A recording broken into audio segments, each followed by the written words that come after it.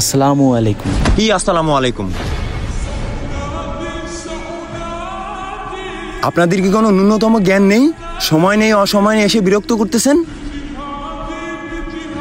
আমার মনে হয় আপনারা সবচাইতে ফালতু লোক। গিয়ে কোনো কাজ কাম খুঁজেন। আসছে সালাম দিতে। আসসালামু আলাইকুম। এখনো নির্লজ্জের মতো দাঁড়ায় আছেন কেন? যান। ইন্নাল্লাহা মাস সাবিরিন, ইন্নাল্লাহা মাস সাবিরিন, ইন্নাল্লাহা মাস সাবিরিন।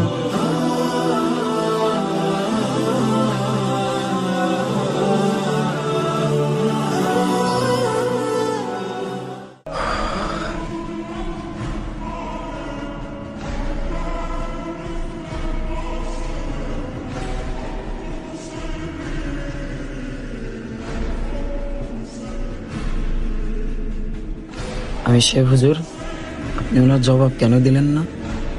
আপনার বলার দরকার ছিল, তাবলিগ কোনো ফালতু লোকের কাজ না।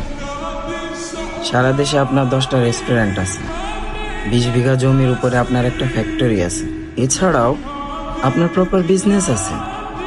সেলিম ভাইয়ের কথাই বলতেন, উনি তো একজন MBBS ডাক্তার। বললে উনি হয়তো বুঝতে পারতো তাবলিগ কোনোভাবেই ফালতু লোকের কাজ না। নাহিদ ভাই, আমি যদি তাকে টাকা দিয়ে ইমপ্রেস করতে চাইতাম, তাহলে হয়তো তার ভিতরে আল্লাহর দিন পৌঁছাইতো না, বা দিনের ভালোবাসা ঢুকতো না। আর আমি টাকা দিয়েই বা কেন তাকে ইমপ্রেস করব, যে জিনিস এই দুনিয়াতে সীমাবদ্ধ। সে আমাকে ধাক্কা দিয়েছে, ছোট বড় কথা শুনিয়েছে, আমি কিন্তু ধৈর্য ধারণ করেছি, শুধুমাত্র আল্লাহর জন্য, আল্লাহর খুশির জন্য।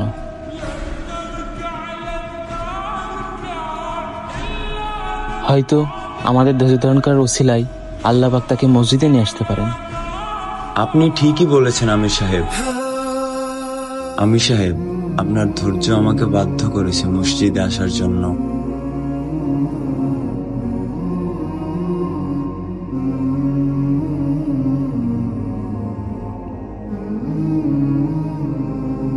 আমির সাহেব, আপনিও আমাকে ধাক্কা মারতে পারতেন, ছোট বড় কথা শোনাতে পারতেন, কিন্তু আপনি তা করেননি।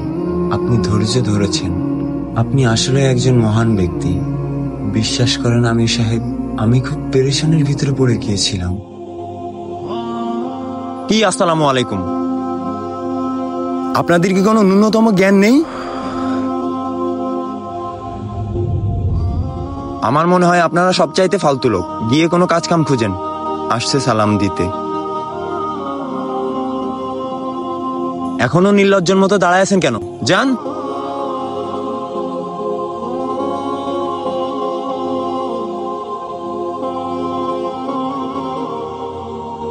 তারপর থেকে আমি আপনাদেরকে খুঁজতে থাকি, আর খুঁজতে খুঁজতে মসজিদে চলে আসি। এই খুব সুন্দর দিন আমিও শিখতে চাই। সুবহানাল্লাহ, সুবহানাল্লাহ। चल दीन की तबलीग में चलने का मजा देख, अल्लाह के रास्ते में निकलने का मजा देख, चल दीन की तबलीग में चलने का मजा देख। রাসেল ভাই, আমাদের দিন আসলেই খুব সুন্দর। ওই দিন একটা জিনিস আমি শিখেছি, যে জিনিস মানুষ ধৈর্য ধরে হাসিল করতে পারে, সেই জিনিস টাকা অথবা পৃথিবীর কোনো কিছু দিয়ে সম্ভব না। কোরআনে অনেকবারই বলা হয়েছে ধৈর্য ধারণ করার কথা।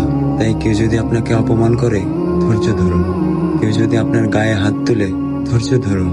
কেউ যদি আপনার অসহায়ত্বের সুযোগ নেয়, ধৈর্য ধরুন। দিন শেষে আল্লাহ একজন আছেন।